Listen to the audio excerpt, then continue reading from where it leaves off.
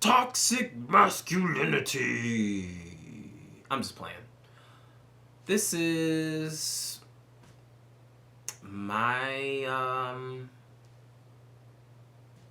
take on masculinity. Let's go.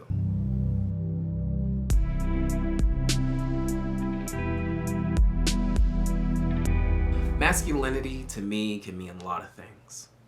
When I think of the term masculinity, a lot of images run through my mind. The first image that pops into my mind is my father, who is a very masculine man, but often I've seen his soft side. I think that it was important for me to see these things because it led me to stray away from the hyper-masculine persona, which I believe a lot of black men go through. I feel that I did have a hyper-masculine phase during my post-high school and early college years. I would define this as trying to be tough and having a hard exterior to convey confidence and create a sense of fear when it came to my presence. It was short-lived because it wasn't me. And as an adult, I began to meet people from different walks of life. I think that many people played a role in my masculinity. Though people may not agree with this, I think the primary spark for me to get back to my roots of who I was as a masculine man was Barack Obama. And the reason for this, as a child, the black leaders that I looked up to were killed. It's just that simple. Barack Obama was also the first black man that I had ever seen portrayed in the media as greatness. I saw the way that he carried himself, I saw the way that he took care of his family, and most importantly, I saw the way he handled his haters. Another influential person was a professor who taught me at the Art Institute of Jacksonville. His name is Professor Michaud, and he taught ethics. He brought to my attention how America perceived black men and women, and also taught me about social hierarchy and how it can be placed into different levels without them even knowing.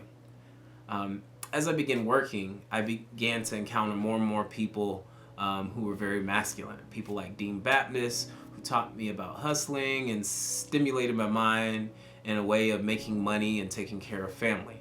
And when I look back at some of the media work that I've done, some of the people that come to my mind are Travis McNair, who literally could have taken over education but was screwed over by politics.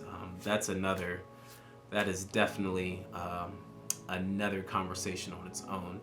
And toxic masculinity was definitely a role in having him screwed out of his company. People like Michael Boylan, who was the CEO of PBS, encouraged me to go after my dreams. Other great examples are like Jamario Stills, who was a leader of his own theater company. I mention these people because being their authentic selves is what got them there. I also look at the men I know that have families and are present in their children's life.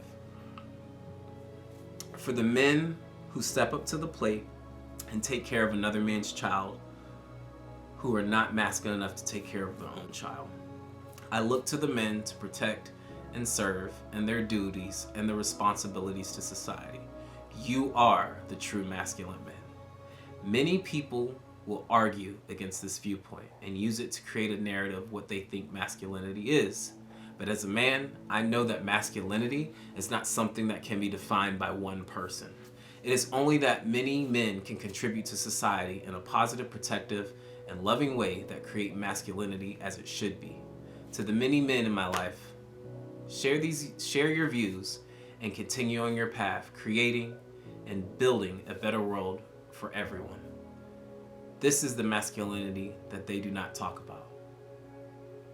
This is the masculinity that matters. This has been Mental Minutes. I'll see y'all next time.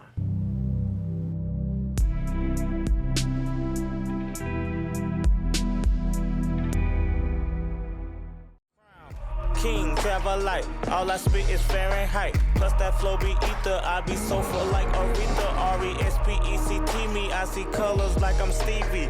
Prodigy from Carter G, 45th Avenue B. Plus I rep that Watley G, Carver Elementary. Something like a wildcat, what you know about that? I know all about that. Homegrown, I was raised by a village. Where I'm from, gotta work, gotta bill it. You wanna eat, then go kill it. Hello.